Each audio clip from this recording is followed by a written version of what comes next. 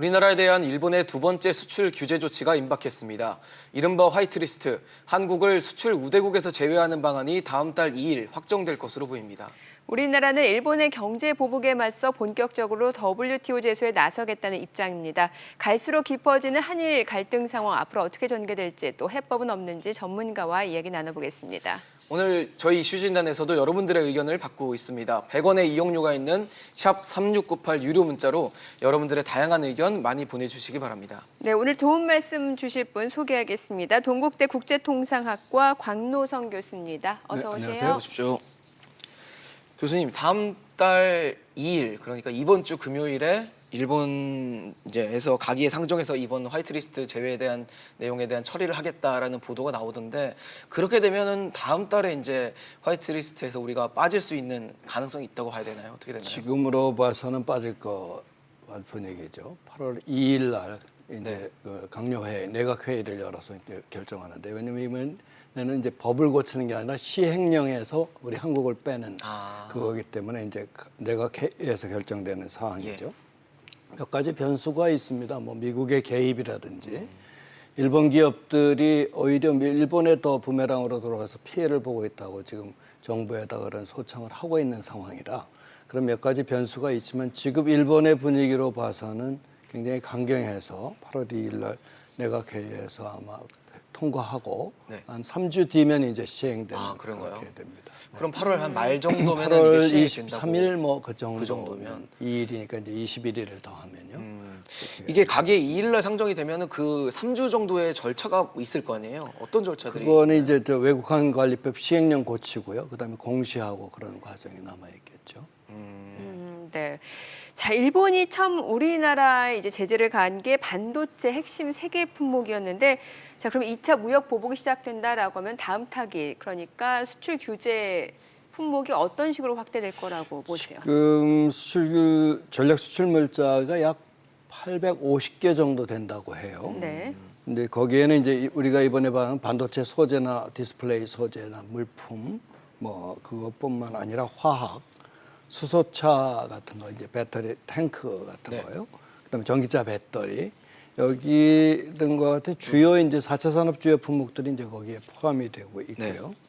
만약 여기에다 캐치홀 규제라고 해서 무기로 전용될 수 있는 것까지도 만약에 확대가 된다면 대부분의 품목, 일본의 수출 품목은 포함이 되는 그런 아주 그 소위 말해서 타겟 자체가 굉장히 폭넓게 되는 결과를 가져오게 됐습니다. 네. 뭐 걱정을 안 할 수 없는 상황인데 우리 정부는 지금 이제 국제 여론전을 통해서 좀 우위를 선점하려는 움직임들을 계속 보이고 있거든요. 그때 WTO 대표단으로 갔던 산업통상자원부 김승호 실장 얘기를 들어봐도 우리는 좀 칼을 갈고 있는데 일본은 눈 감고 귀 닫는 전략으로 나오고 있다라는 식으로 좀 지적을 하는 것 같습니다. 어떻게 좀 보십니까?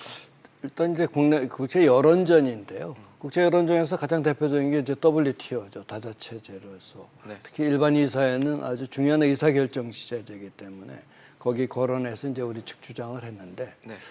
일본의 입장에서는 강행하려는 의사를 갖고 있으면서 거기서 무슨 뭐 얘기를 할 것 같지는 않고 단지 이제 그 당시에도 이제 일본 경제국장이 파견이 돼서 현장 대표 보통 이제 일반 이사회는 제네바 주재 대표 무역 대표부 대사들이 현지 그렇죠. 대사들이 참여하는데 일본도 이제 경제국장을 보내지 않았습니까? 네. 그때 얘기가 우리는 안보 관련해서 한국에 대한 얘기를 해서 가트 21조를 거론했다는 걸 보면 기본적으로 이제 그 일본인의 입장에서는 강행할 것 같은 그런 느낌이 듭니다.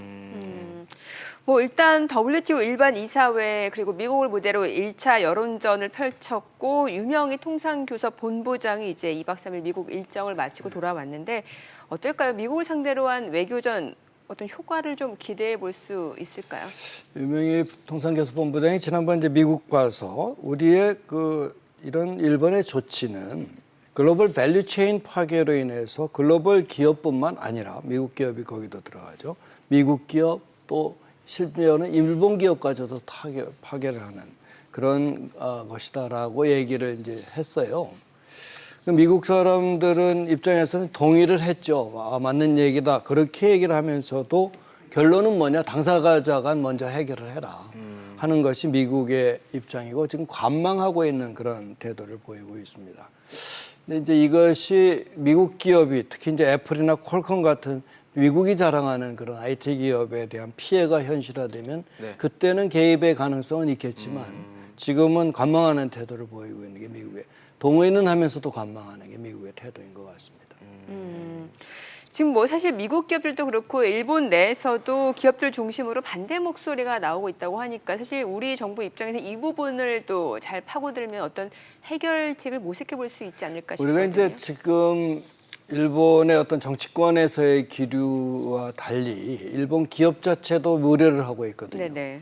이 글로벌 밸류 체인이라는 게 소재 부품이 있으면 장비를 가지고 생산을 하는데 우리가 이제 반도체는 주로 제조에 익숙해져 있단 말이죠. 근데 결국은 반도체를 우리가 소위 말해서 메모리 반도체 같은 경우는 70% 이상 국내 기업이 이제 독점을 하고 있고 낸드 플래시 같은 경우도 거의 49%가 우리가 생산하고 있으면 굉장히 독점력이 있는 품목이라 이 품목에 일본 도시반이 무슨 소니 같은 데도 들어가지만 미국 기업에도 들어간단 말이죠. 퀄컴이나 네네. 애플. 바로 이제 이런 측면에서 보면 글로벌 밸류 체인을 끊는 행위는 바로 미국의 기업에도 타격을 줄 뿐만 아니라 일본 기업도 타격을 준다는 측면에서 보면 이런 양국 기업의 타격을 준다는 것은 굉장히 우리한테 도움이 되는 협상 칩인 것 같고요. 네. 근데 여기 이제 아직 현실화되지 않고 있기 때문에 이런 것이 구체적으로 조치를 내리고 난 다음에 하게 되는 시점상 그렇게 될 것 같거든요.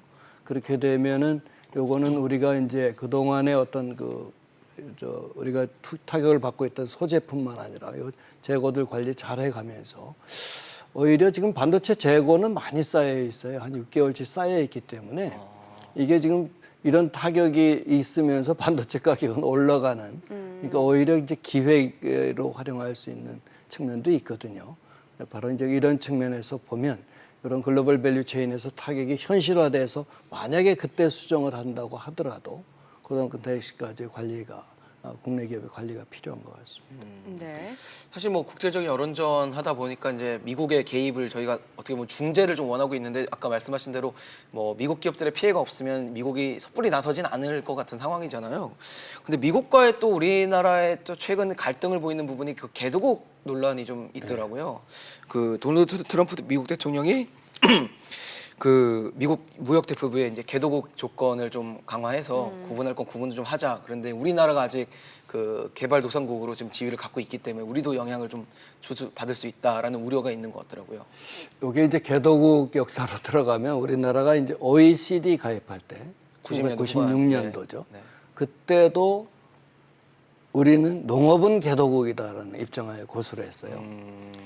우루과이 라운드 때까지만 해도 우리가 개도국이라고 주장한 데 대해서 굉장히 많은 반대가 있었는데 이 우루과이 라운드 때도 우리는 농업은 개도국으로 들어갔거든요. 근데 OECD 96년도에 들어갈 때도 농업은 개도국이라고 그랬어요. 이때 이제 트럼프가 얘기하는 개도국 조건에 아니다라고 하는 것은 보니까 OECD 회원국이면서 네. G20 회원국이고 1인당 국민소득이 월드뱅크 분류로 고소득 국가에 속하거나 또 세계 무역량의 0.5% 이상인 국가는 이건 개도국으로 볼 수가 없다. 우리는 이 네 가지 조건이 전부 해당이 돼서 다 해당되나요, 우리? 그러니까 전혀 개도국이 아닌 걸로 이렇게 트럼프가 제시한 조건에는 그렇게 되죠. 그럼 우리는 개도국에서 빠질 확률이 높은 건가요? 만약에 이제 트럼프가 해서 개도국 조건이 이제 셀프 데클러레이션이라고 이제 WTO는 자기가 선언하는 원칙이었었어요 이제까지는.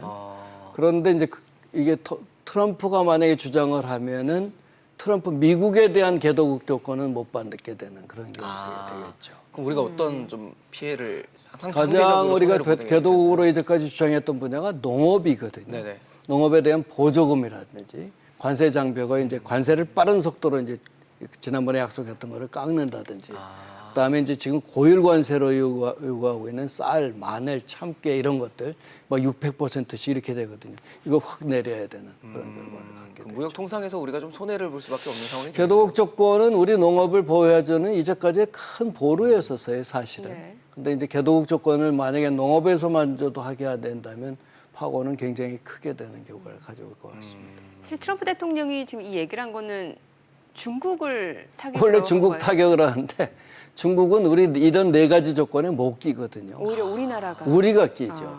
중국을 타격으로 하지만 일반적인 기준을 제시하다 보면 네. 우리는 사실 우루과이 라운드 때도 그렇지만 정말 아주 열심히 공부를 해서 필요한 부분을 우리가 했던 것인데 이 일반적인 기준 적용하다 보니까 우리는 벌써 그러게요. 선진국이 돼버렸어요. 예, 여러 뭐 통상 압제가 지금 겹치고 있는 상황에서 또 북한이 지난주에 이제 미사일을 네. 쐈단 말이죠. 여기에 러시아 군용기도 도발을 한 상황이고 그러면은 우리 입장에서는 좀 미국을 좀 더 압박해서 좀 적극적인 중재에 나서달라라는 시그널을 좀 줄 수도 있는 상황 아닐까 싶어요. 북한 미사일에 대해서는 이제 미국의 입장에서는 이게 중장거리 미사일이 아니고 단거리 단거리, 미사일이기 그렇죠. 때문에 괜찮다라고 이제 트럼프가 선을 그었고요.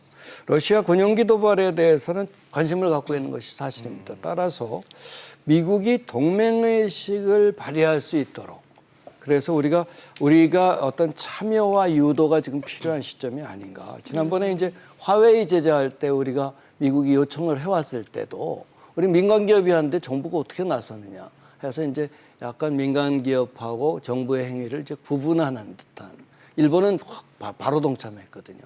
그 다음에 이제 호르무즈 해협 공동작전 참여 같은 네. 거 지금 현안으로 걸려 있습니다만 바로 이런 측면에 대해서 우리가 안보 측면은 확실히 미국한테 해주는 것이 그게 이제 안보 측면을 근거로 해서 일본을 제압할 수 있는 이런 여건이 되지 않을까. 왜냐하면 동북아시아 질서 재편에서 지금 한국, 일본의 협력이 굉장히 중요하거든요. 그러니까요. 미국 입장에서는 그런 측면을 활용할 필요가 있을 것 같습니다. 근데 뭐 워낙 지금 동북아 정세, 뭐 미국까지 포함해서 좀 굉장히 좀 복잡한 상황이기 때문에 우리가 외교전에 나서서 좀 뭔가를 해야 되는 우리나라 입장에서 그렇게 좋은 상황은 아닌 것 같거든요. 그래서 좀 기대할 수 있는 게 사실 WTO 제소인데 이 WTO 제소는 굉장히 또 오랜 시간이 걸리는 거다 보니까 과연 실익이 있을까, 이게 실효성이 있을까, 그걸 기대하다가 계속 피해만 누적되는 건 아닐까 하는 우려도 좀 있는 것 같아요. 2012년에 히토류 사건 제재를 보면 일본이 당한 케이스. 그렇죠. 네네. 이제 센카쿠 열도라고 자기가 주장하는 걸 대오이 점령을 하면서 중국명으로 대오이 따오죠. 예. 그때 중국에 이게 히토류 수출 제재를 했거든요. 일본이 당했죠. 예. 그때 일본은 거의 4년을 끄는 과정에서 WTO 제소만 했느냐? 아니에요. 바로 히토류의 어떤 수입선 다변화, 그다음에 국산화, 요거를 같이 추진을 했거든요. 우리가 계속 요즘에 노력하려고 우리가 하는데. 지금 하는 것을 일본이 6년 전에 했다 이거죠. 저 7년 전에. 바로 지금도 바로 우리가 WTO 제소가 위협 효과가 있고 예. 그렇지만 실효성이 없어요. 3년씩 걸리고. 네. 요즘처럼 이제 그 항소기구회가 7인의 위원 중에서 지금 올 연말이면 하나밖에 안 남거든요. 진행을 못 해요. 그러면 더 늦어질 텐데. 바로 이제 이런 여러 가지 측면을 살펴보면 실효성 물론 해야죠. 그래 위협 효과도 있고 이제 알리는 효과도 있지만 그러나 국산화, 수입선 다변화를 동시에 추진해야 된다고 봅니다. 네. 뭐 사실 지금 일본의 수출 규제가 장기화될 거라는 시각이 많다 보니까 기업들 입장에서는 발빠른 대응이 좀 중요할 것 같은데 뭐 삼성 이재용 부회장도 그렇고 신동빈 회장도 이제 일본을 다녀왔고 지금 뭐 경제인들 어떤 물밑 노력을 계속해서 하고 있는데 이런 부분은 결과적으로는 궁극적으로는 좀 사태 해결에 좀 실마리를 찾아가는 데 도움이 될 수 있을 거라고 보십니까? 원래 이제 정부는 정책이라는 제도를 통해서 국가 간 관계를 설정을 하잖아요. 그렇죠. 무역에서 이번에 이제 수출 규제도 바로 그런 측면이고. 근데 기업의 입장에서는 실질적인 협력은 기업이 한단 말이죠. 네. 세계 시장에서의 경쟁도 기업이 하고. 그렇죠. 따라서 경제인들이 자기의 이익과 직결된 이런 사항에 대해서 뛰는 건 당연한 행동이고 또 하지 않으면 안 되죠. 네. 그러나 이런 정부가 일으킨 것은 정부가 해결해야 되는 게 원칙이에요.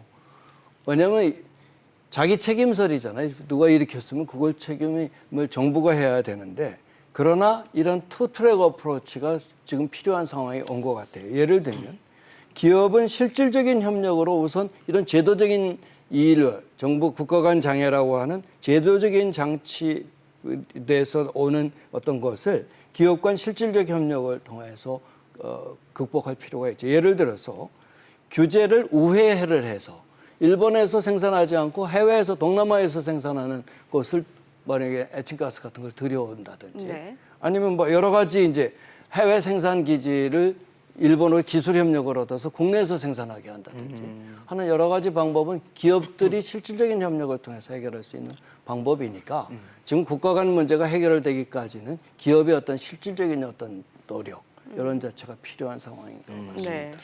사실 요즘에 뭐 국민적으로 범국민적으로 불매 운동도 굉장히 일어나고 있고 품목이 막 늘어나고 또 방식적으로도 굉장히 다양화되고 있던데 이런 국민들의 대응에 대해서는 좀 어떻게 좀 보십니까? 많은 사람들이 이제 그 일본은 무역수지 우리한테 무역수지 흑자를 가져가잖아요. 54년 동안 한 번도 빠짐없이 가져갔습니다.